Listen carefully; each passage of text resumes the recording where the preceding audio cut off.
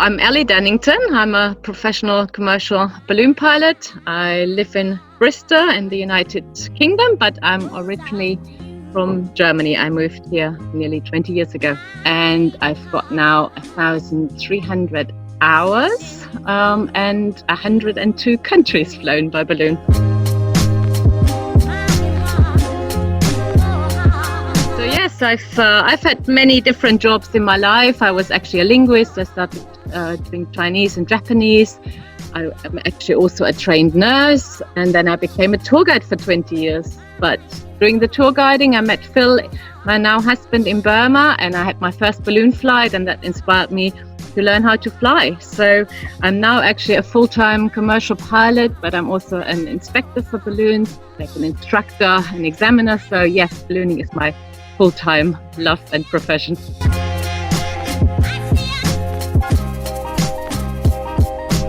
The United Kingdom was quite behind the rest of Europe with shutting down, and of course their numbers soared quite badly. So we're now still in phase 1 only of opening a little bit up. So no flying was at all allowed in April, and that was very sad for me and my husband, because we, especially Phil, has the record of not having missed a single month of flying for 39 years. He flew every month, at least once, for 5 minutes. And I followed his example, and I've not missed a single month flying for 15 years. But it really wasn't appropriate in April to take to the skies. So that was quite sad for us.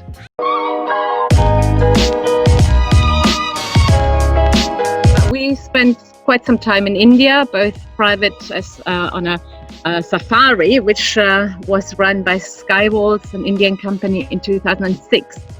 And one of the best memories there was that we drove out right to the desert camp near the Pakistani border, and we had a beautiful desert camp put up, and no balloons have ever flown in this area. It was really remote. There were tiny little villages, ladies beautiful in their saris, of course. And yeah, so we flew just into the unknown desert, and we had no idea how we ever get the balloons out of this vast sand desert.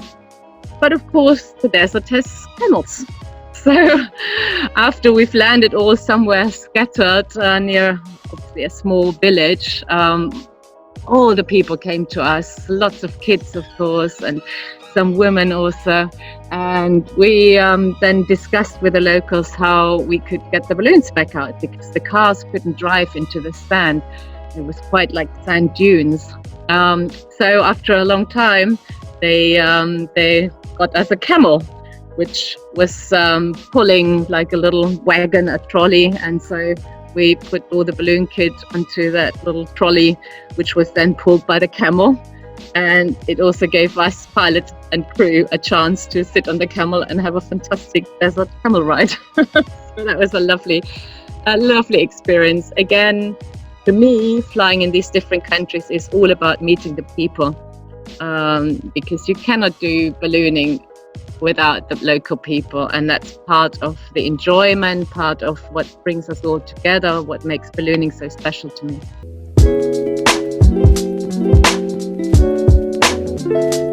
So, and the other country we really wanted to fly was Greenland and Cuba. So in order to achieve this, we in the end bought a vintage aeroplane, a Beech 18, twin-engine, tailwheel, beautiful old aircraft. And this aircraft is just big enough to put a small balloon, a 2-person balloon, inside. And it took us 3 years in preparation with maintenance and finding pilots actually for the beach, because we are only balloon pilots, not beach pilots. But in the end, cut a long story short, we left Bristol in June on a beautiful day, 2017, and headed up to northern Scotland, then across to Iceland, where I did my balloon flight, and then we flew on to Greenland. And this retrieve story is pretty special, because it probably was the world's first aeroplane retrieve by balloon. So we tried to do a flight down the runway of Narsarsuaq. Narsarsuaq is the main ferry aircraft airport in Greenland, in southern Greenland. but on a Sunday the airport is closed. So we could get permission to do a flight down that runway.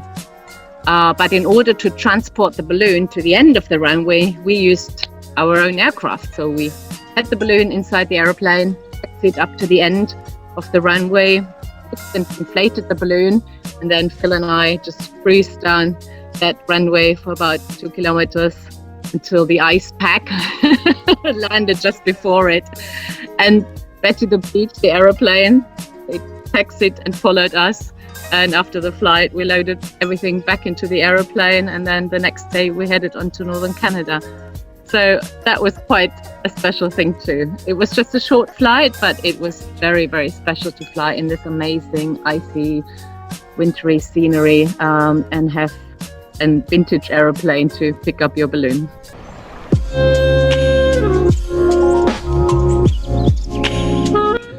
I had the idea to drive to Bulgaria and conquer, in quotes, sort of Eastern Europe. I haven't flown a balloon there. So we took we have a little minivan, and I put our lightweight 2-person balloon in it, and with 2 friends, 2 lady friends. It was a girly team, actually, very nice.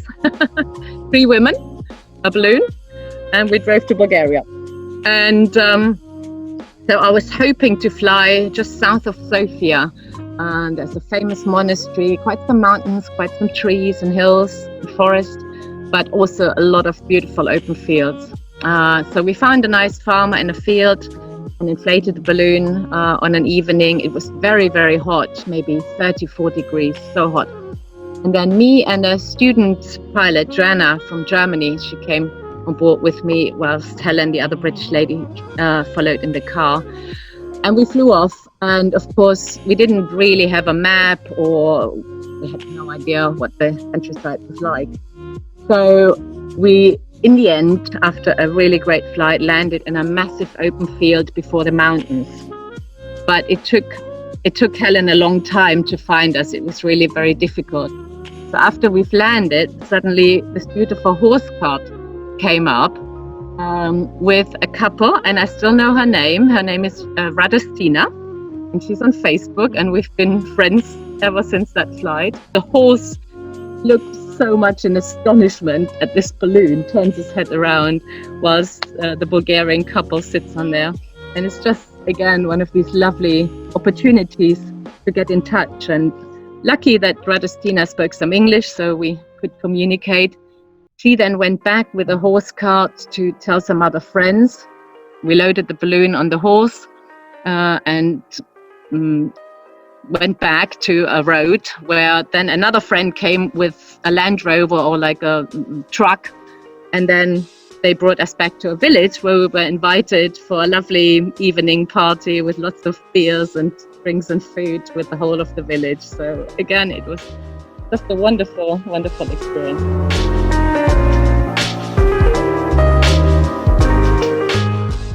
Being a female pilot, I really found we have so few female pilots. It's really strange. You know, you go to the Bristol Balloon Fiesta, there's 130 teams, but maybe 4 or 5 women pilots only. Where's the rest? So I really went on a mission, and I tried to encourage more women and girls to come and fly. But ballooning is absolutely, you know, this is what I so much love. But if I didn't have the chance to try a balloon flight, I would have never known. So I'm really trying to tell people, try everything.